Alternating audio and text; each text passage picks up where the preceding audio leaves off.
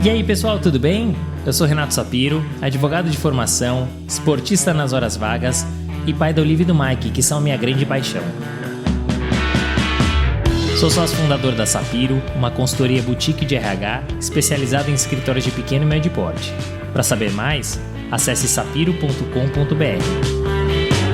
E esse é o Direito de Resposta, um raio-x do mercado jurídico. Sejam muito bem-vindos. Esse é um podcast leve e informal, onde falaremos com os principais personagens desse meio sobre carreiras, tendências e curiosidades. E esse é um podcast quinzenal, então já sabe, temos um encontro marcado segunda sim, segunda não.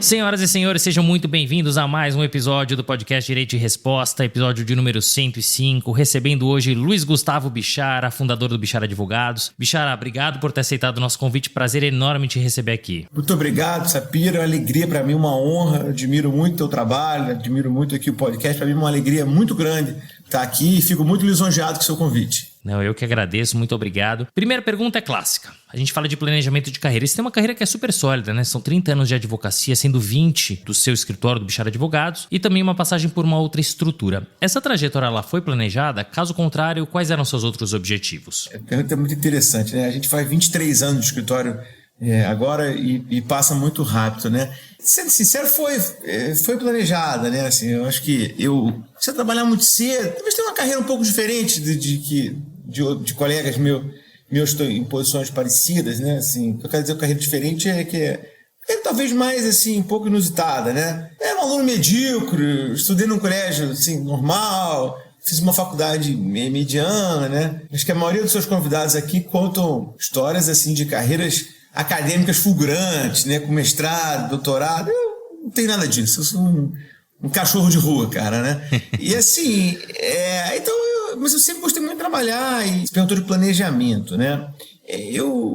Você observou bem, eu trabalhei 9 anos no escritório antes de montar o meu e eu sempre tive muita vontade de ter um escritório organizado, assim, com plano de carreira, avaliação, meta, onde as pessoas pudessem saber aonde elas podem chegar e o que elas têm que fazer para chegar no topo da sociedade, né? Assim, um roadmap claro, né? Claro, com toda a subjetividade que as relações humanas têm, mas um roadmap claro. E no escritório onde eu trabalhei esses 9 anos, era um pouco a moda antiga, assim, mas era muito bagunçado, né? Ninguém sabia o que tinha que fazer direito para crescer, se tinha que puxar o saco do chefe, se tinha que fazer polícia, se tinha que ser bom advogado, ninguém sabia o que tinha que fazer, né? E aquilo me agoniava muito. Eu ficava muito assim, aflito com aquilo e eu pensava, um dia eu vou montar um escritório que vai ser meritocrático, com o modelo do banco de investimento, as pessoas possam crescer, e eu tinha uma fixação com esse assunto. Então meu planejamento foi esse, assim, tentando te responder de maneira muito objetiva, né? O meu planejamento foi criar um escritório onde a gente pudesse ter um sistema de avaliação, onde as pessoas pudessem ter um plano de carreira, saber quantos anos elas vão levar para serem pleno, sênior, sócio de capital, né, como a gente chama, enfim, quanto tempo elas levariam para progredir na carreira, né? Isso eu acho que, enfim, a gente conseguiu fazer e esse foi o meu plano. Então meu planejamento era exatamente esse, entendeu? Não, mas é interessante te ouvir, Bichara, porque você traz dentro do teu planejamento a vontade de empreender, de ter teu escritório e mais do que isso, como você queria que fosse o teu escritório. Você comentou, você até deu um passo atrás, falou, olha, eu fiz uma escola ok, eu fui um aluno mediano. Quando que você decidiu que você queria fazer direito e por quê? Mediana é só gentileza, eu fui um aluno medíocre, eu tenho consciência disso. E quando eu decidi fazer direito, eu vou te dizer, meio assim, vou dizer por acaso, mas uma soma de circunstâncias, né? Eu falei, eu era um aluno muito ruim, né? Nunca fui reprovado, mas eu era muito ruim. E meu pai, assim, árabe, né, com essa cultura do trabalho muito grande, quando eu tinha 15 para 16 anos, ele me chamou um dia e falou, suas notas são péssimas, né? Você não gosta de estudar, né? Eu falei, não gosto. Ele falou, não tem problema, eu também não gostava. Eu falei, essa conversa tá estranha, né? Como é que ele tá falando que não tem problema, né?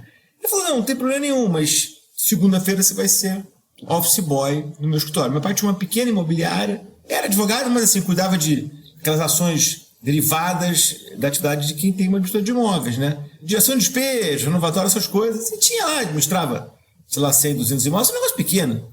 4, 5 pessoas, né? E dito e feito. jeito. E aí na segunda-feira eu saí do colégio e fui ser office boy, entendeu? Que era uma coisa completamente diferente do que os meus amigos faziam, né? Rio de Janeiro, assim, início dos anos 90, todo mundo indo pra praia, sem responsabilidades, assim, entrando na adolescência, né? E eu me virei office boy, indo pro centro da cidade, fila de banco, cartório, outra vida, né? Mas meu pai me fez muito bem, porque eu ali, muito jovem, eu peguei gosto pelo trabalho. Eu descobri que o gosto que eu não tinha por estudar coisas que eu reputava pouco úteis, como matemática, física, química, biologia, onde sempre fui péssimo aluno. Outras coisas não. História, geografia, sempre gostei de estudar. Mas essas coisas, ciências exatas, eu não gostava. E acho que meu pai me fez muito bem, porque o gosto que eu não tinha pelo aquele estudo, eu encontrei no trabalho, entendeu? Então foi assim, minha história com o trabalho foi assim de descoberta, e descoberta de um mundo diferente, né? Eu senti um mundo de responsabilidade, de empreendedorismo, né? Porque meu pai tinha um negócio muito pequeno, mas ele não deixava de ser um empreendedor, né? As dificuldades, então, do empreendedor, a coisa, sobretudo, assim, o espírito de prestador de serviço, sabe, Sapiro?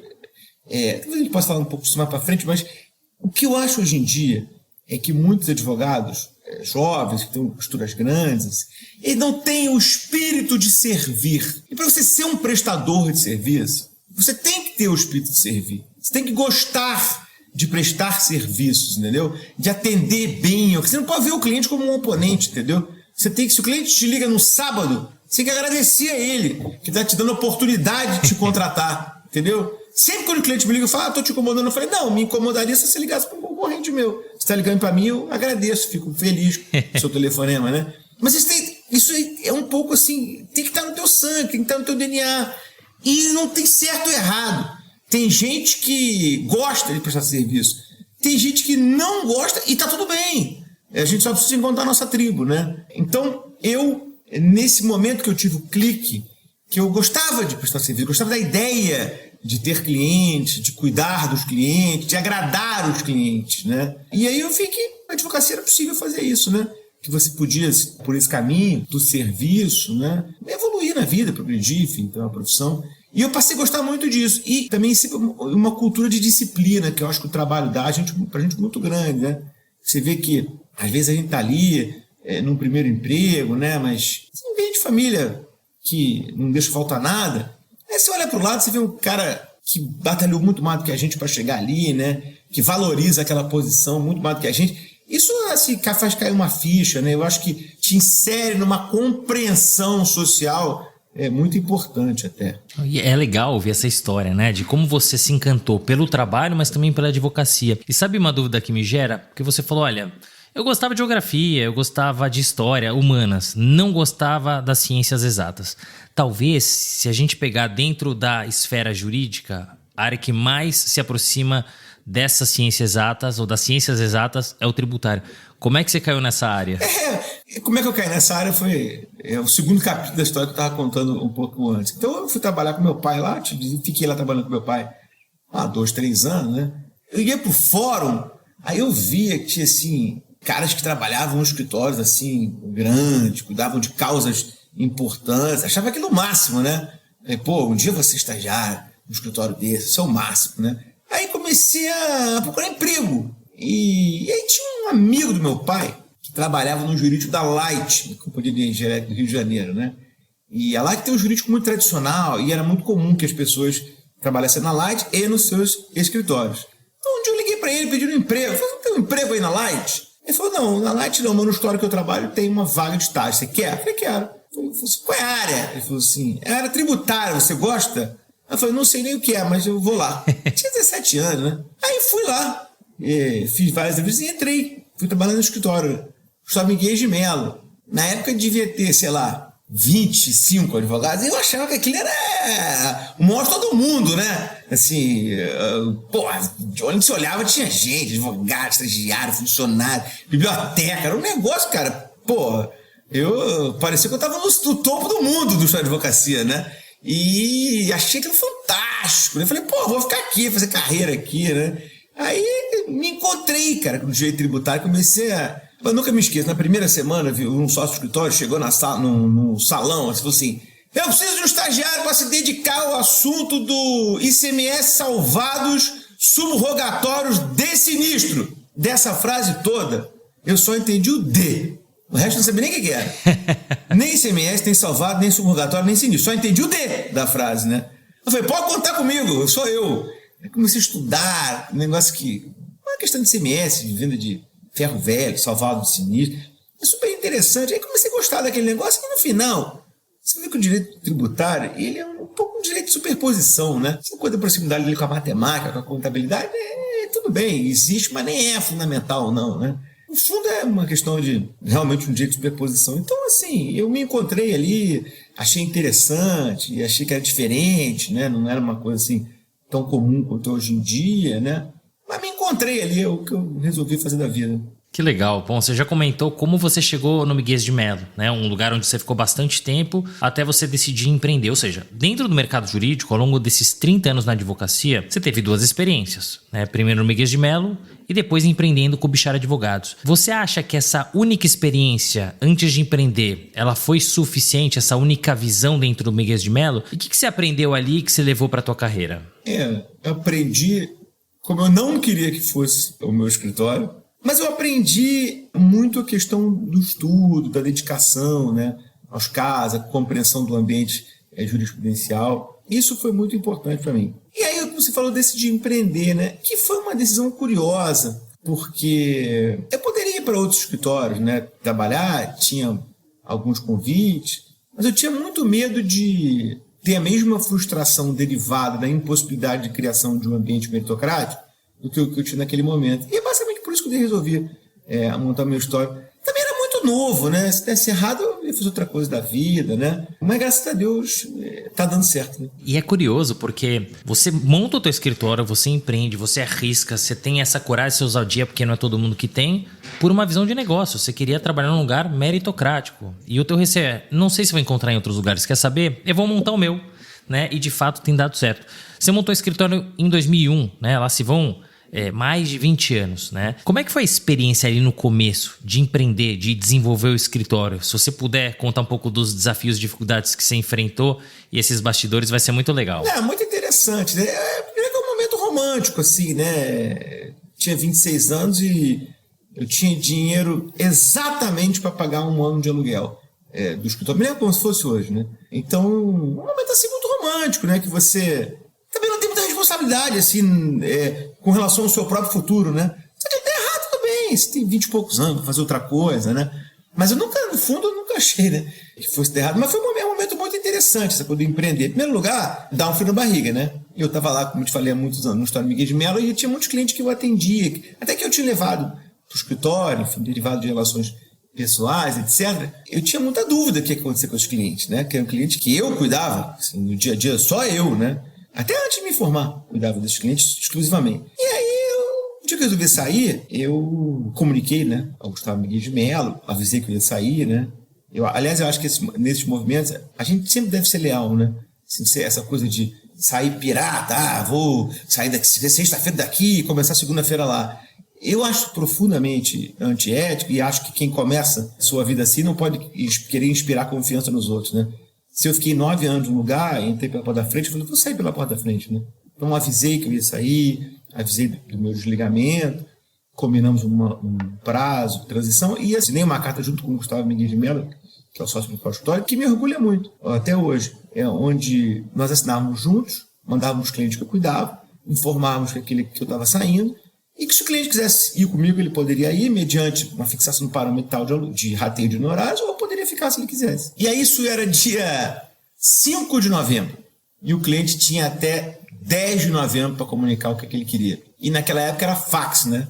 Então eu mandei as cartas para os clientes, fui visitar os clientes, levei a carta, dizendo, olha, eu estou saindo, a gente trabalha junto, e se você quiser comigo, eu vou ficar muito honrado, você vai ser um cliente assim que vai dar toda a atenção do mundo. Também se você não quiser, eu entendo, eu compreendo que aqui numa empresa como essa, você pode querer ficar numa estrutura já constituída, compreendendo com tranquilidade e apostando que se o cliente não fosse comigo, no futuro eu faria coisas novas para ele, né? Teria oportunidade de apresentar o meu escritório, né? E aí passei do dia 5 ao dia 10 olhando pro fax, né? O Renato deu o dia 6, deu o dia 7, deu o dia 8, não chegava fax nenhum. Eu falei, meu Deus, eu vou morrer de fome lá, né? Rapaz, aí no dia 9 começou a pipocar fax. Os clientes dizendo, olha, gostamos muito daí, mas a nossa relação é com o Bishara, já que o escritório autoriza, eu vou pedir licença, mas vou embora com ele. E aí foi muito bacana, porque quase todos os clientes saíram comigo. Então eu montei o meu escritório, trazendo os clientes do escritório que eu vinha, né?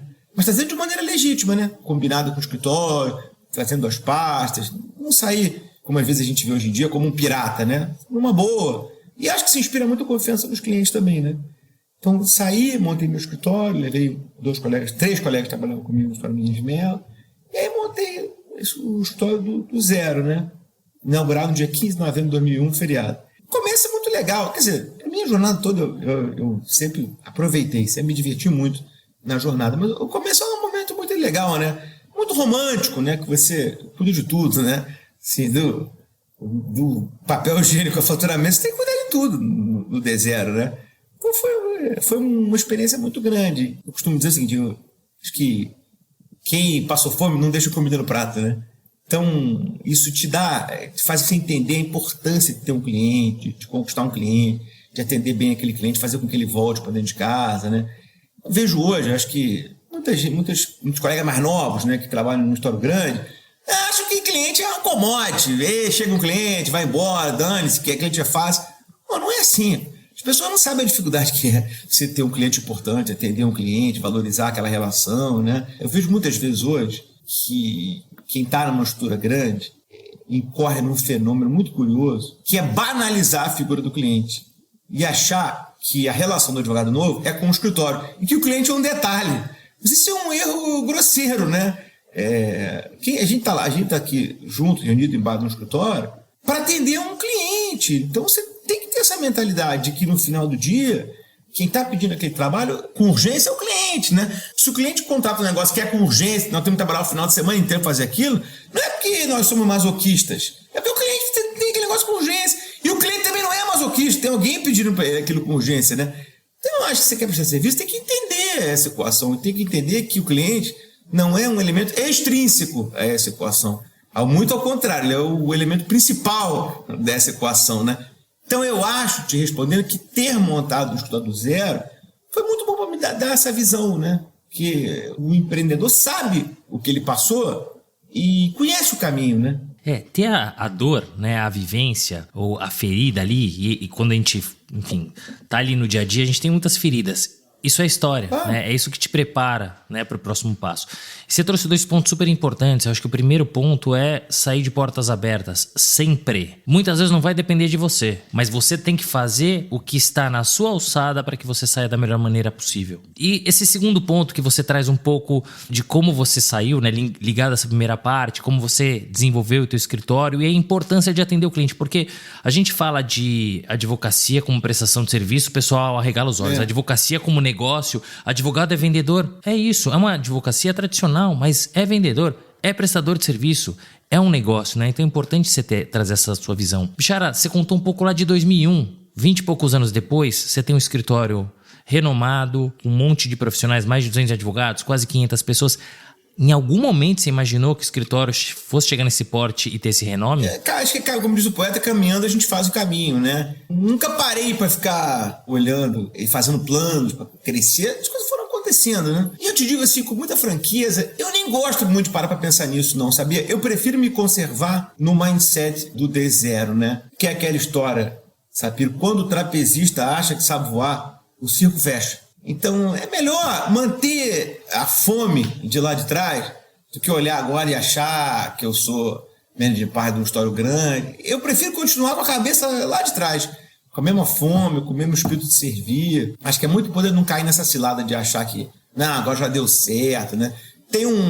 Botei no YouTube uma entrevista do Beto Sicupia, que é muito interessante. O cara fala para ele, Beto, dê um conselho pro empreendedor. E ele, sem pensar, ele fala, pense como empresa pequena. Pior coisa do mundo é o cara achar que tem uma empresa grande. Porque o cara, quando tem empresa pequena, faz conta, cuida de tudo, olha, vai na sala lá pagar luz, tá preparado para o fornecedor. O cara, quando é empresa grande, acha que ele é o máximo, que ele pode esbanjar, né? E isso é o começo do fim. Eu recomendo ativamente essa entrevista do Beto Sucupira, e é um negócio que, para mim, é como um mantra. Não dá para entrar numa de que, já venci na vida, eu sou bambambam. Cara, pior coisa que tem. E advogado, vamos ser franco, é muito dado a isso, né? Advogado é um bicho vaidoso, né? Às vezes eu entro em umas conversas assim que eu acho inacreditável, né? É uma vaidade, a pessoa se achar mais importante do que o cliente, assim, umas egotribes, assim. Eu peço a Deus que não me deixe cair numa dessas. Talvez eu seja assim e não saiba, né? Porque ninguém faz uma boa autocrítica, né? Mas eu fico tentando lutar para dominar meus demônios, né? Porque essa coisa da vaidade na advocacia é um negócio horroroso, né? Então, eu prefiro continuar pensando como em 2001, achando que tem muito para melhorar, que tem muito para a gente crescer, que tem muito para se organizar, né? Não dá para a gente achar que já chegou lá, não. É importante você ter essa sua visão, e eu concordo tanto com você quanto com o Beto, porque você pode continuar crescendo, mas quando você pensa com a cabeça ali de uma estrutura menor, você pensa de maneira diferente, né? E você controla os seus egos. Mas, por outro lado, a estrutura vai crescendo e você também tem que pensar como uma empresa grande. Você hoje tem um escritório com sede e filial, aí vamos colocar entre tudo isso, 5 capitais. Você cresceu com um número muito grande de profissionais, de advogados e por méritos. Quando você cresce, quando você expande para outras cidades, você tem aí as dores do crescimento. Como é que você fez para dirimir essas dores? E mais do que isso, entrar em mercados tidos como bairristas? Você sabe que eu não acredito nesse negócio do bairrismo, não? Sim, eu sou carioca, moro em São Paulo, sempre tive muito serviço nas 2 cidades. E eu acho que esse negócio do bairrismo é meio uma desculpa das pessoas que não estão aptas a jogar o jogo do prestador de serviço. E aí não consegue, não tem cliente, não trabalha porque bairrista, não é bairrista, né? Se você trabalhar bem, for disponível, prestar um bom serviço com excelência, você vai ter cliente de qualquer canto, amigo, né? Eu sei que muita gente fala isso, você tem toda a razão em suscitar o ponto, mas eu nunca vivenciei isso. Nunca vi bairrista nas praças que eu trabalhei, nunca. Agora, o crescimento, você falou, aí eu acho que é o maior desafio que existe, né? Eu brinco que o advogado que é gestor de equipe jurídica é um pastor de gatos. Já viu pastor de gato? Não, porque não existe pastor de gato, né? Gato um sobe, o outro desce, você não consegue pastorear gato. Eu acho que eu sou um pastor de gatos, né? Porque você não... É muito difícil esse negócio de administrar pessoas, né? Pô, advogar é facílimo. Administrar pessoas é a coisa mais difícil do mundo, né? Administrar ego, superego, né? Vaidade, né? Isso é muito difícil. Eu acho, sinceramente, assim, o maior desafio, de longe, da minha função hoje é esse, né? E é que essa coisa de rede social, isso começa uma outra piração, né? Porque as pessoas querem a aprovação da rede social, querem lacrar, né? Você vê que, assim, hoje em dia todo mundo fala as mesmas coisas, né? Todo mundo tem medo de falar uma coisinha um pouquinho fora da curva e ser cancelado, de falar o que pensa. Fica sempre aquele mesmo blá blá blá politicamente correto, né? Mas isso está no jogo, né? Isso está no jogo hoje. Mas eu acho que essa administração de pessoas, né? E a motivação das pessoas é muito difícil, assim. Eu acho que isso é um desafio que eu te digo assim, com humildade, que eu não sei domar, né? Faço assim no dia a dia, mas não acho que eu domine essa arte, acho que é um negócio muito difícil, né? Converso com muita gente, assim, e noto que esse desafio de RH é uma coisa, assim, provavelmente insuperável para a maioria das pessoas, né? Porque, ao mesmo tempo, hoje em dia, as pessoas mais novas, né? Mais novas não, as pessoas da minha geração também, né? Elas querem ter muito sucesso, né? Ganhar dinheiro, etc., mas também querem essa coisa da vida equilibrada, né? Trabalhar um pouco menos, não ter muito estresse, né? E essa equação eu nunca vi, não. Eu nunca vi. Em 2000 anos de humanidade, eu nunca vi isso, não. Eu estava lendo um caso, que é curioso, daquela tenista Naomi Osaka, né? Ela era a primeira do mundo, né? E aí ela começou a reclamar que tinha muita pressão. Ela tinha muita pressão, que era um absurdo. Como é que é ser primeiro do mundo sem ter pressão, né? Sem treinar, sem ter que dar entrevista, sem se esforçar e trabalhar 15, 16 horas por dia. Não tem como, né? Como é que vai ser melhor numa coisa que você faz sem se esforçar mais do que os outros, né? Isso é uma coisa filosófica, né? Você só vai ser o melhor que os outros, a melhor coisa que você faz, se dedicar mais. Porque no mesmo nós estamos aqui com o Viá batendo papo, tem 1000 caras estudando, né? E vão saber mais do que eu, porque estão estudando, não estamos aqui conversando, né? Então é o seguinte, não adianta querer, não, que eu vou chegar lá, mas não quero me esforçar muito. Mas é como muita gente pensa hoje em dia, né? Então, essa equação, para mim, não sei como é que pode funcionar, né? Tem muita dificuldade de compreender esse fenômeno. Não, e é importante você trazer isso. Eu brinco, claro, o sucesso não é só dinheiro, né? Mas quando você pensa em dinheiro, eu sempre falo que só tem 3 jeitos de você ficar rico da noite pro dia. Ou você vai ganhar na Mega Sena, ou você vai herdar um dinheiro, ou você vai roubar. Não tem outra opção. E o sucesso é isso, você tem que galgar cada degrau de uma vez. E demora, né? E demora muito. E você trouxe um outro ponto que é dificílimo, e não é só no mercado jurídico, né? Que é pessoas. E como gerir essas pessoas, ainda mais para nós advogados, é mais complexo porque a gente não viu nada disso na faculdade. A faculdade é sempre muito voltada para o litígio, para briga, etc. E eu sei que você falou, olha, puxa, eu vou me virando aqui, eu vou conversando com as pessoas, mas como managing partner, assim, como que você conseguiu se preparar ou conseguiu desenvolver essa questão da liderança? E se você puder trazer algum conselho para quem quer desenvolver essa skill e puder falar aqui pra gente, vai ser ótimo. Em primeiro lugar, eu não acho que eu desenvolvi, tá? Eu não acho que eu seja um super líder, não acho que eu domine o negócio de RH, eu me frustro com isso diariamente. Esse negócio para mim é uma escravidão cognitiva, porque eu me considero um fracasso nesse assunto, né? Porque acho que se eu fosse bom nisso, todos os meus estavam super motivados, estavam muito mais motivados do que estão hoje, acho que ninguém ia embora do escritório, né? Então, em primeiro lugar, eu não acho, com muita humildade e franqueza, eu não acho que eu saiba fazer isso, né? Eu acho que talvez eu esteja ali na média, um pouco abaixo da média, mas eu queria ser melhor nisso. Mas não sou, também não dá. O ser humano tem uma limitação, né, da sua capacidade. Eu acho que nesse negócio, eu, infelizmente, não tenho muita lugar de fala, como se diz hoje em dia, né? Eu gostaria de estar mais habilitado nisso. Então, esse é o primeiro ponto. O segundo ponto é que eu acho que esse é o desafio do gestor jurídico hoje, né? É você motivar as pessoas, manter um ambiente saudável de trabalho. Não adianta entrar numa de que, vamos fazer um negócio aqui, total, qualidade de vida.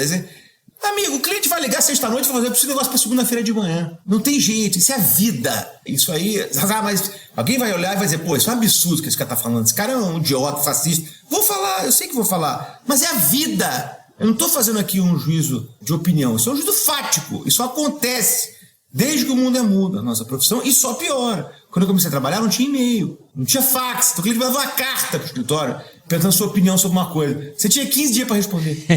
Aí ia almoçar, todo mundo almoçava 3 horas, ia pro happy hour, no dia seguinte você abria a carta que o cliente estava falando. Hoje em dia o cara te manda um e-mail, te manda um WhatsApp, você recebeu meu e-mail, se você não responder, ele te liga. Tudo imediato. Então, assim, o cliente quer demanda imediata. Aí não adianta ser aquele advogado que parece taberneiro francês, que odeia cliente, né? Então, se você está afim de atender seu cliente, você tem que estar disposto a jogar esse jogo. E esse jogo vai demandar sacrifício pessoal, vai demandar muito tempo de renúncia com as pessoas que você gosta, com as coisas que você gosta de fazer. Claro, cada um tem sua opção, né? Meu melhor amigo não faz nada da vida. É playboy, mas é meu melhor amigo. Mas não faz nada. Só que ele também não engana ninguém. Ele fala, eu nunca fui acusado de trabalhar. Ele não trabalha. Mas tudo bem. Cada um na sua, né? Cada um na sua. Mas você tem que escolher a tua tribo com sinceridade, né? O que não dá é você dizer, não, eu vou ser um super advogado, mas não tô afim de trabalhar muito, não tô afim de me apurrinhar com o cliente. Aí não dá. Você tem que escolher a tua tribo, acho que com franqueza, né? Mas esse desafio, eu acho, Sapiro, que é um desafio posto hoje, e para o qual eu não tenho resposta. Eu gostaria muito de ter, mas eu não tenho resposta, né? Eu tenho indícios, né? Então, primeiro, eu acho que você tem que montar um sistema que promova recompensas muito efetivas, né? Então, o que eu quero dizer com isso? Que é preciso dividir o bolo, né? Você tem que saber dividir o bolo, eu acho que o escritório tem que entregar uma parte do seu lucro para os advogados mais, para todo mundo, acho que todo mundo tem que estar estimulado na remuneração variável. Acho que as pessoas têm que conhecer o que está acontecendo no escritório, tem que ter capacidade de opinar sobre o futuro do escritório, sobre os rumos do escritório, em alguma medida. Claro que não vai virar uma grande assembleia de economia, né? Mas em algum momento as pessoas têm que se sentir parte do negócio, né? Tem que ter uma remuneração variável efetiva, tem que ver a coisa crescer, tem que ter transparência, né? Precisa entender o que elas estão fazendo, né? Não adianta aquele argumento de autoridade, vai fazer porque tem que fazer. Não funciona. Você tem que compreender papel delas naquela engrenagem, né? Tem coisa mais chata no mundo que fazer relatório? Não tem, né? Mas é importante para o cliente fazer um relatório, mostrar contingência. Mas o cara que faz o relatório tem que entender porque é importante que ele faça o relatório, né? Não dá para ele fazer essa tarefa mecanicamente, né? Então ele faz o bem e depois quer ir embora. A pessoa tem que entender qual é a importância daquilo, né? Entender que daqui a pouquinho vai parar de fazer relatório, vai acompanhar o processo, fazer outras coisas, né? Mas aí eu acho que tem um desafio de comunicação muito grande. E tem um desafio de comunicação que tem que ser diário, tem que ser constante, né? E o drama de quando você cresce é que você não consegue ter essa comunicação fluida, né? Eu estou convencido que dentro do meu escritório a gente tem oceanos de distância em termos de informação, que é péssimo, né? Mas é como a vida é essa, não tem como se comunicar de maneira efetiva com tanta gente, né? Eu acho que você tem que ir treinando as pessoas que vêm depois de você para que tenham essa comunicação fluida, para que motivem os que vêm depois, né? E aí é trabalho de dia a dia, né? Como você falou, um lugar de sucesso vem antes de trabalho é no dicionário, né? Então você tem que ter muita dedicação a essa coisa da motivação, da perenização dos valores do escritório, né? Esse é um ponto muito importante. Quando alguém disse pra gente no nosso RH, falou, tem que definir os valores do escritório. Eu falei, isso é uma bobagem, todo mundo sabe quais são os valores do escritório. Não sabe não, cada um pensa uma coisa. É que você intuitivamente acha que todo mundo sabe, mas todo mundo não sabe. Então tem que definir, discutir, mas não é colocar na parede só não, tem que vivenciar aquilo todo dia. E acho que tem que ter um modelo de avaliação que seja condigno com os seus valores, que promova os seus valores. Isso eu acho muito importante. Não, fundamental. Quando você fala de valores, você está falando de cultura. É quem o escritório é. E aí vai ligar com o que você falou. Com aquele profissional que busca um pouco mais de qualidade de vida e menos remuneração, vai ter oportunidade para ir em outros lugares? Vai. Né? Se o cara quer ganhar mais dinheiro, ter mais oportunidade, mas abrir mão um pouco da qualidade de vida, tem um lugar para ele também. A gente precisa só saber que o mercado jurídico é um mercado de alta performance. E mais, a gente está vivendo um momento muito complexo que a gente não viveu no século passado e nem na primeira década desse milênio, que é a disputa por cliente, né? A questão da precificação. Então, quando você tem uma questão de preço, você tem, mas quando você trata o teu cliente aqui, né, com todo cuidado, com todo zelo, e você fica disponível, dificilmente você vai perder esse cliente para o teu concorrente. Né? E a gente pode falar várias coisas. Quem coloca a comida na mesa é o cliente. Não adianta você ser o melhor dos empreendedores, você ser tecnicamente brilhante. Se você não tem o trabalho, não tem quem te pague, quem te remunere, você não tem. A gente vive num sistema capitalista, né? Então não tem o que fazer. Então é importante, às vezes a gente precisa trazer um pouco a verdade nua e crua. Tem todas as opções, né? Como você falou, meu amigo é playboy e tal. Tem a opção. Tem a opção também do cara que quer ter sucesso, que quer desenvolver uma carreira de sucesso, né? Então é importante você trazer as várias facetas e possibilidades que tem, não só no mercado jurídico, no mercado de trabalho. Eu só vou discordar de uma coisa de você. Você falou que não é um bom administrador, um bom líder. Aí eu discordo, porque são 20 e tantos anos de escritório, não é fácil você empreender no Brasil, e um escritório que vem crescendo ao longo do tempo, né? E isso não é para qualquer um. E por falar em escritório, são 20 anos, mas com certeza aí vai ter uma perpetuidade e uma longevidade. O que você imagina para o futuro do escritório, Bichará? Esse é um outro ponto muito importante. Eu acho que as estruturas têm que estar preparadas para viverem sem qualquer pessoa, ninguém deve ser imprescindível, né? Então a gente hoje tem um modelo de formação de novos sócios patrimoniais que funciona muito bem, né? Na minha área tributária, né? A gente, dos últimos 6 sócios, 4 foram estagiários na casa, né? Que me orgulha muito, né? São pessoas que carregam a cultura do escritório, enfim, o nosso DNA, né? E isso é muito importante para a gente fazer na sucessão e para que eu, que sou fundador, seja cada vez menos importante, né? Então, por exemplo, a gente tem um modelo de sociedade que é uma partnership móvel, né? A cada ano uns vão perdendo cotas e uns vão ganhando. E acho que isso é muito positivo, né? Porque qual é o problema clássico da história de advocacia? O gato gordo, né?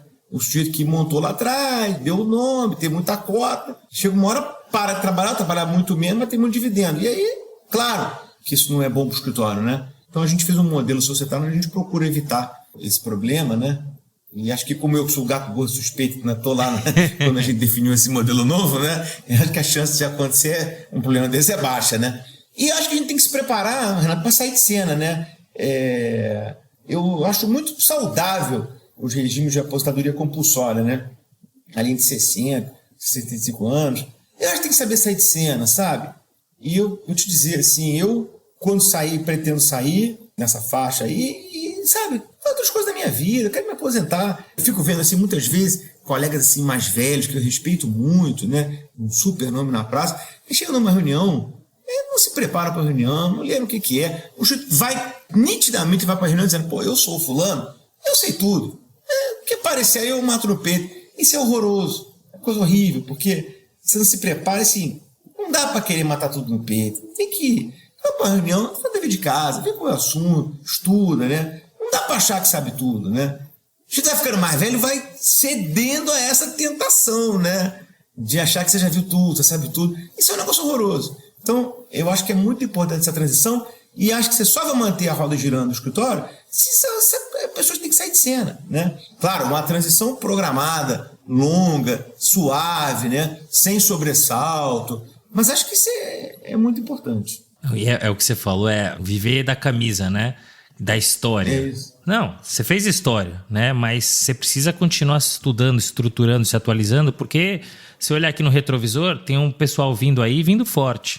E o Renato, por exemplo, na área tributária, não é que mude todo dia, muda toda hora tudo, né? Então, às vezes, o cliente me liga, pergunta um negócio, do CARF, que julgou anteontem, eu não sei. Aí eu falo, eu preciso ver com alguém aqui, eu não sei, eu não vi esse julgamento.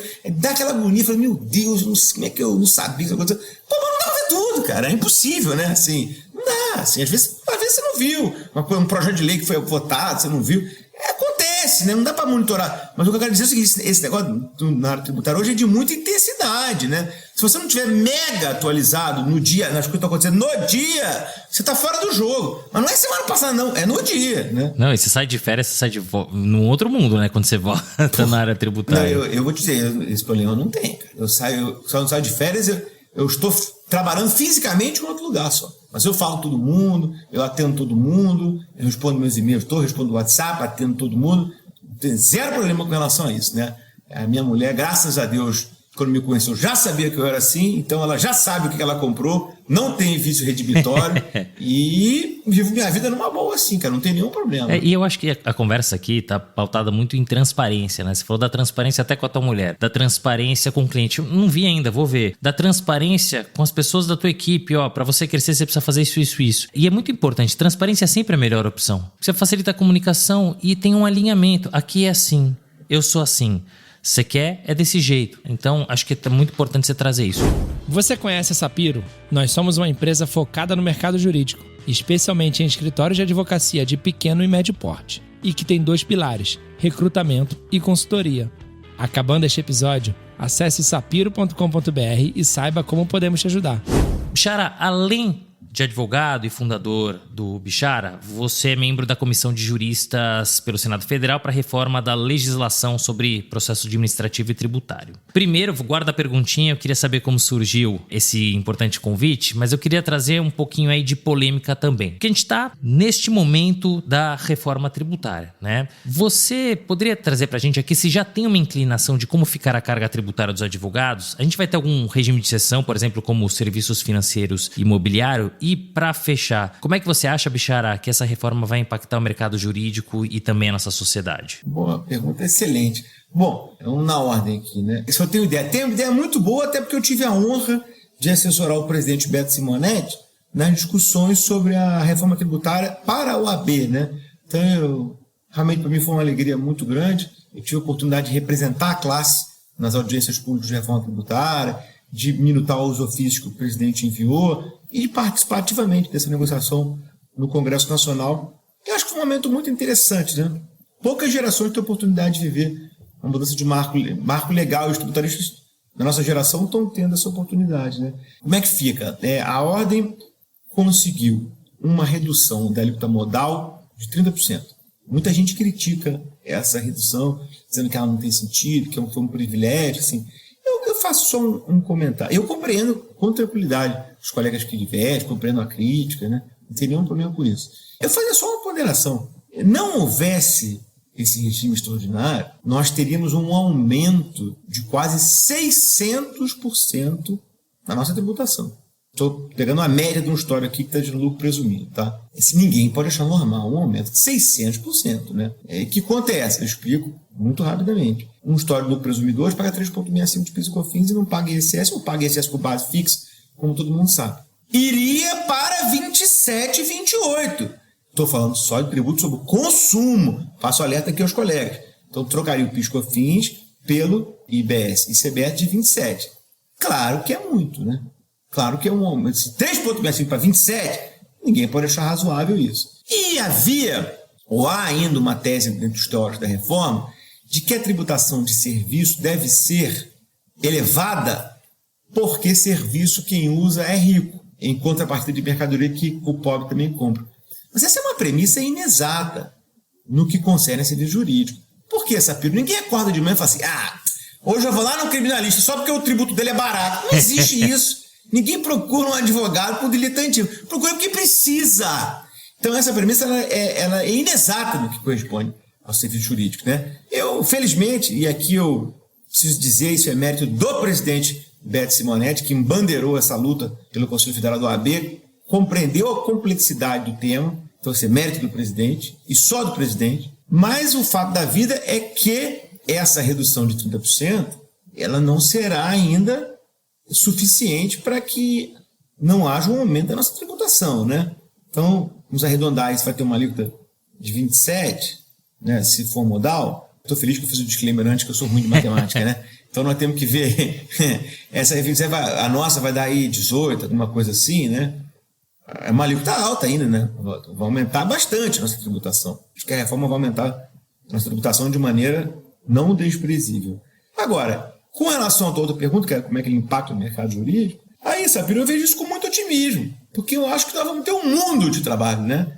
Nós temos aí um momento disruptivo de mudança de todo o sistema de tributação do consumo brasileiro, uma transição que vai durar até 2033, praticamente 10 anos de transição, né? Isso se não adiar. Então, eu acho que é um momento, assim, fulgurante para a advocacia. Nós vamos ter trabalho aí muito, né? Eu brinco assim, às vezes alguns colegas jornalistas falam, não, você está aí achando ruim porque você vai ter menos trabalho. Você é inocente, sabe nada, inocente. Eu vou ter muito mais trabalho, já estou tendo, graças a Deus, entendeu? Então esse é um momento maravilhoso para a advocacia, nós vamos trabalhar muito agora. É aquilo, tem que estudar, tem que se capacitar. Pô, saiu o PL 10 horas da noite, virar a noite lendo aquilo, amanhã de manhã eu já vou saber responder para os clientes o que vai acontecer. Porque também o negócio é assim hoje em dia, né? Sai o projeto de lei, tem 500 páginas, sai 10 da noite, 7 da manhã, o WhatsApp do cliente. E aí, como é que me impacta? Você já leu tudo, né? Só que todos os clientes querem saber isso, né? Mas é isso, vamos ler, vamos estudar, vamos, né? Não adianta achar que trabalhando de 10 às 6, nós vamos conseguir ser melhor do que o colega do lado. Não vamos. A não ser que seja gênio, mas como eu nunca fui gênio, isso aí é um departamento que eu não conheço, né? Mas assim, a gente tem que se dedicando mais, trabalhando mais, vamos conseguir entregar um estado melhor. Então eu acho que é um momento maravilhoso para a advocacia. E aí, a tua primeira pergunta foi da comissão, né? A comissão para mim foi um convite que chegou em função do meu trabalho na OAB, né? Eu, com muito orgulho, desde 2010, se eu não me engano, sou procurador tributário do Conselho Federal da OAB. Então eu cuido dos assuntos de interesse da advocacia no Supremo, no STJ, em outros tribunais, né? Represento o OAB nessas discussões tributárias, né? Então, que me orgulha muito, né? E tenho muita honra de representar a classe nessas discussões, enfim, e poder uniformizar a defesa da OAB no Supremo. Né? Muito legal. Tem um pouquinho dos bastidores, né, de como é que a coisa tá rolando. E de fato, concordo com você, né? Vem uma enxurrada e que bom de trabalho para os advogados. E aí são 10 anos de trabalho, né? Por outro lado, tem uma preocupação e aí eu queria ter a tua visão. Quando você aumenta muito a tributação, isso vai impactar diretamente os escritórios de advocacia, especialmente talvez aqueles de porte menor. Como é que você enxerga o futuro dos escritórios de advocacia no que tange especificamente esse aumento de tributação? Eu acho que, em primeiro lugar, os advogados têm que entender o que está acontecendo, né? Tem amigos que me ligam, e aí, rapaz, o negócio dessa reforma e o nosso dividendo? Eu falei, rapaz, vai ler. Não precisa nem ler o texto, lê o resumo que eu te mandei, porque não tem nada a ver com o dividendo essa reforma, né? Mas a pessoa não lê, né? Todo mundo só quer saber do headline, né? Mas é importante que os advogados, mesmo aqueles que não militam no tributário, entendam o que vai acontecer. Porque vai mudar muito, vai aumentar muito a tributação. Agora aí, sabe, eu acho que vai ter um período de arrumação dessa nova tributação, né? Então, o advogado que atende pessoa física, que é B2C, está com um problema. Porque vai ter que aumentar o preço do serviço, né? Ele vai cobrar o honorário dele com IVA destacado por fora na nota. Mas o cliente, pessoa física, não tem o que fazer com aquele crédito. Ele é o pagador final daquele tributo, né? Por isso que é um tributo sobre consumo. Então, quem atende pessoa física, escolaridade de direito de família, tudo, estão com um problema aí, porque vai aumentar muito o custo do serviço. Né? Quem é B2B, quem atende empresa, acho que aí tem uma situação mais tranquila. Porque, na teoria, deve ser mais fácil a gente colocar no preço do nosso serviço o tributo calculado por fora. Então, se eu combinei com o cliente que eu vou cobrar X reais para aquele trabalho, eu vou cobrar X e vou destacar aquele IVA lá, 18, 19, quanto ele seja, e vou cobrar por fora. Então, eu acho que quem é B2B, na teoria, não deve ter aí muito problema. Agora, é claro que o que eu estou dizendo aqui é a teoria, né? Como dizia Shakespeare, a vida é mais rica que a soma das teorias. Então, não acho impossível também que algum cliente diga, não, eu não vou aceitar que você me cobre esse IVA. Nós combinamos X é X, esse IVA tem problema teu. E aí vai ter uma discussão, vai ter uma acomodação de mercado, né? Porque estou falando de um tributo de 18%, 19%, é muito relevante, né? Total da fatura. Então vai ter que ter uma acomodação, né? E aí você vai ter uma discussão, porque também nós vamos faturar esse IVA, aí o cliente vai dizer, não, tudo bem, eu vou te pagar, mas eu vou te pagar a diferença entre o IVA e o que você pagava antes. Então você vai ter que abrir tua matriz de custo, né? E aí tem que ver se teu pisco é acumulativo ou não acumulativo, né? Então vai ter uma discussão, assim, com os clientes, até acomodar um pouco, né? É natural que exista isso, né? Você vai ficando velho, só tem problema. A única vantagem é que você vai lembrando as coisas que aconteceram, né? No início do século, lá em 2001, mudou o PIS/COFINS de cumulativo para não cumulativo. E houve essa discussão. Mas a discussão foi tão grande que naquela altura se criou um dispositivo na Lei 10.833 ressalvando os contratos anteriormente firmados da nova sistemática. Então, e acho que foi sábio o legislador. Falou, cara, isso aqui é daqui para frente. O passado, deixa ela como está, vai dar muita confusão. Mas agora, o legislador não optou por esse caminho. Então, vai ter uma confusão de acomodação de preço, né? O que eu quero dizer é o seguinte, juridicamente, o que está no papel é muito simples. Você vai pegar o IVA, vai botar na nota fiscal e acabou. Essa é a tese da simplicidade da reforma. Então, juridicamente, isso é lindo. Só que é o seguinte, no mundo real é diferente, né? Quando você mandar para o teu cliente uma fatura com mais 20%, é possível que exista uma discussão, né? Isso nós só vamos ver quando começar a transição em 2027, que em 26 é só uma alíquota teste. Né? Não, é importante, né? Porque uma coisa é isso, né? Uma coisa é mundo real, outra coisa é o mundo do legislador, né? De como é que ele enxerga. É isso. Né? E vamos ver, tem muita água para rolar. A gente já polemizou, vamos voltar aqui para tua carreira. Você tem uma carreira de muito sucesso, né? E muitos anos ainda pela frente. Você se arrepende de algo que você fez? E pensando no futuro, eu sei que você já falou aí mais para frente aposentadoria, mas onde você gostaria de chegar? Eu acho que eu me arrependo assim, de algumas decisões, eventualmente assim, pouco refletidas, né? A vida é tentativa e erro, né? Mas às vezes você poderia ter tentado um pouco mais antes de errar, entendeu? Então, por exemplo, convidei algumas pessoas para vir trabalhar com a gente que não tinha fit com o escritório, depois elas saem, enfim. Se tivesse pensado um pouco mais, não teria trazido aquela pessoa, sabe? Isso acontece, acho que não acontece muita gente, né? Mas me arrependo um pouco de algumas decisões assim irrefletidas, que poderiam ter sido um pouco mais maturadas, né? Mas é arrependimento. Eu acho que é isso, né? E quanto ao futuro, assim, eu acho que o Brasil vai ter sempre um trabalho para advogado. Vejo pessoas falando assim, porque advogado? Cara, assim, quem tiver a fim de trabalhar, quem tiver a fim de ralar mesmo, se dedicar, renunciar a muita coisa da sua vida privada, sempre vai ter muito trabalho, cara. Porque o Brasil é muito confuso, né? Mas eu estou em reunião assim com uns gringos, cara. Eu fico olhando para a cara do gringo e falo, o que esse cara tá fazendo aqui? Porque tem uns negócios que nem a gente trabalhando nisso o dia inteiro consegue entender direito. Mas para explicar pro cara, tá chegando aqui, cara, tem uns casos assim, que hoje em dia tem uma complexidade tão grande, que pra gente entender o que está acontecendo, é difícil, né? Vou dar um exemplo assim, por exemplo, uma modulação no Supremo, né? Então você não consegue entender o que vai acontecer na modulação, se é simples, se é qualificada, o voto médio, qual é o voto médio, e com plenário virtual, às vezes complica mais ainda, né? Então é muito comum essa discussão hoje em dia. Mas isso é uma discussão que você só pode ter se você estiver no olho do furacão, compreendendo o que está acontecendo, analisando os precedentes. Assim, não tem como o gringo chegar aqui e entender isso, né? Então eu acho que o Brasil vai ter sempre muito trabalho para advogado. Agora, eu acho que tem esse desafio que a gente está falando aqui, que é um pouco geracional, né? Das pessoas acharem que vão ficar em casa trabalhando uma boa no home office e que a vida é em home office, né? Isso é um problema também, né? Eu tenho certeza que vão acabar aqui, vai um monte de gente falar mal de mim, mas como dizia Churchill, se vocês forem falar mal de mim, me convidem, porque eu sei coisas horríveis a meu respeito, né? Às vezes esse negócio trabalhar em casa, tem coisa na vida que a gente aprende que é epidérmico, que ninguém vai te ensinar. Você tem que estar do lado para aprender, né? Então, como se portar numa reunião, o que falar, o que não falar. Isso aí, você só tá junto, tá vendo o que tá acontecendo, entendeu? Então, eu acho que é um problema, né? Claro que eu nunca posso descartar a hipótese, eu também tá velho demais e arraigado em conceitos antigos, né? Mas eu tendo a crer que esse tipo de coisa, esse tipo de oportunidade vai estar sempre presente para quem tiver a fim de trabalhar muito, para quem se dedicar mais do que os outros, estudar mais do que os outros, se qualificar mais do que os outros, e estudar tudo, tá? Assim, eu acho inconcebível um advogado chegar de manhã só sem ter lido o jornal, sem saber o que aconteceu, né? Você precisa conhecer o mundo que está à tua volta, né? Quando você vai conversar com o cliente, você tem que conhecer o caso dele, você tem que conhecer o cliente, porque o cliente espera que você conheça ele, as operações que ele fez, o mercado relevante que ele está, como é que está a atuação dele, né? Ele espera que você conheça, né? Assim, você vai ao médico, você espera que o médico lembre de você, né? Você espera que o médico lembre dos teus problemas, das coisas que você fez, né? Ou que pelo menos ele tem um cadastro com a tua ficha, né? Eu tinha um clínico que eu gostava muito, foi meu clínico 20 anos, né? Até que um dia eu cheguei com o meu exame de sangue lá, eu sou hipocondríaco, eu leio o exame de sangue, faço pesquisa com o anterior, comparo, tudo isso, né? E eu cheguei lá com o meu exame de sangue, ele olhou, tá tudo muito bem. Aí eu falei pra ele, doutor fulano, mas eu tô vendo aqui que o triglicerídeo tá mais alto do que do ano anterior.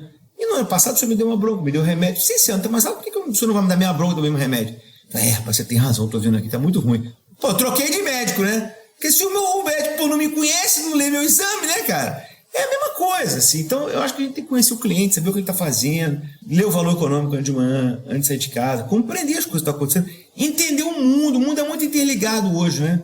Eu acho que a gente tem que compreender essas coisas todas. É uma agonia muito grande que não dá tempo de estudar tudo que a gente deveria estudar, né? Mas a gente tem que tentar e sair um pouco dessa caixa do direito, né? Quem só sabe direito, nem direito sabe, né? Então, a gente acha que ter uma compreensão holística de tudo é muito importante. Não, sem dúvida nenhuma, né? E até para entender os impactos dentro do direito, que é o nosso dia a dia. Pena que faltam horas, né? Porque são só 24 horas por dia e aí a gente tem que realmente ir selecionando. A gente falou bastante da tua trajetória, mas quem que é o Bishara na pessoa física? O que você gosta de fazer? Outro dia uma pessoa falou pra mim, você tem celular pessoal? Eu falei, não, eu não tenho vida pessoal, minha vida é uma só, né?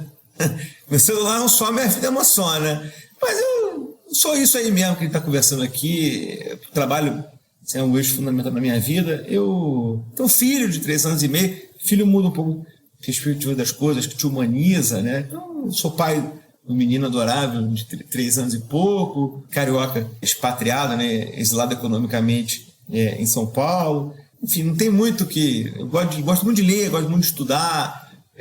Tenho uma agonia de tentar compreender o passado, né? Eu tenho amigos que ficam pensando no futuro. Falam, pô, sou mais inteligente do que eu, né?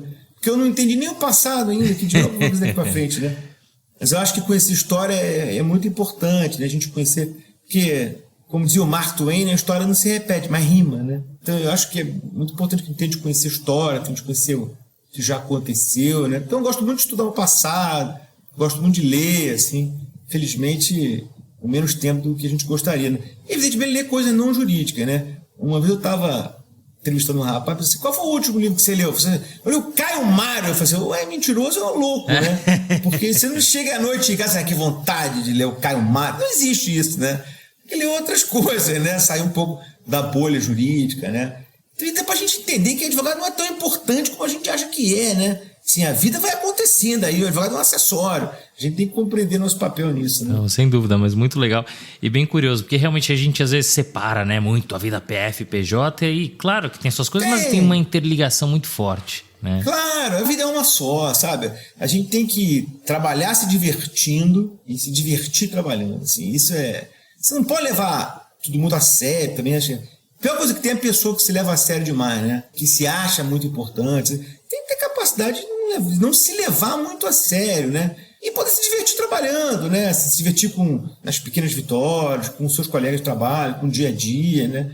Não dá para ter uma moralidade entre a vida pessoal e o trabalho. Isso não existe, né? Assim, eu tenho a alegria de ter muitos clientes, meus amigos, sabe? Que convivem comigo, frequentam a minha casa, né? E acho que isso é muito bom, sabe? Você criar relações. No final do dia, Sapiro, é tudo sempre pessoas. Por mais que as corporações sejam grandes, tem 2 pessoas do lado da mesa. Então, se houver empatia, se houver uma camaradagem, vai tudo fluir muito melhor. Né? Sem dúvida, né? A gente coloca essa robustez, mas no final, por trás das empresas tem pessoas também, né? Então é importante você trazer esse ponto. Para fechar esse bate-papo tão bacana e transparente, sobrou algum conselho para você trazer para os nossos ouvintes? Não me arrisco muito a dar conselho, não. Eu acho só que a gente precisa ter em mente que o Brasil tem seus problemas, é muito confuso, mas é uma terra de oportunidade, né? É uma terra de oportunidade, assim, eu fico vendo, às vezes, faço alguns trabalhos junto com os advogados estrangeiros, né?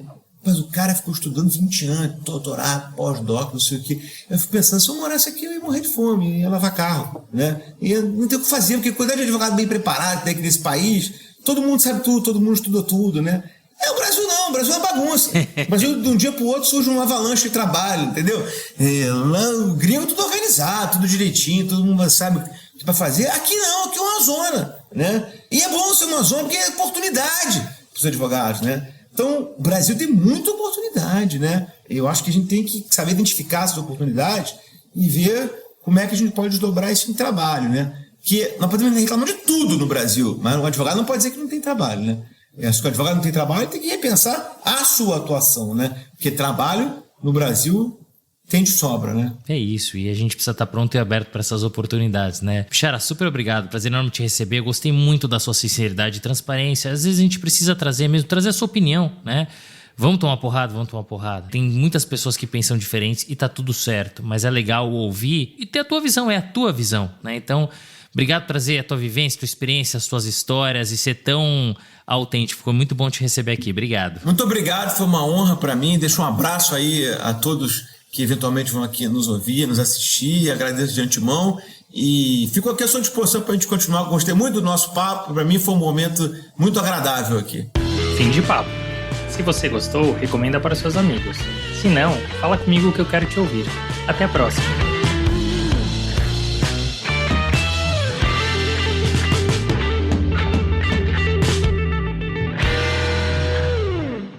Este podcast foi editado por Felipe Mux.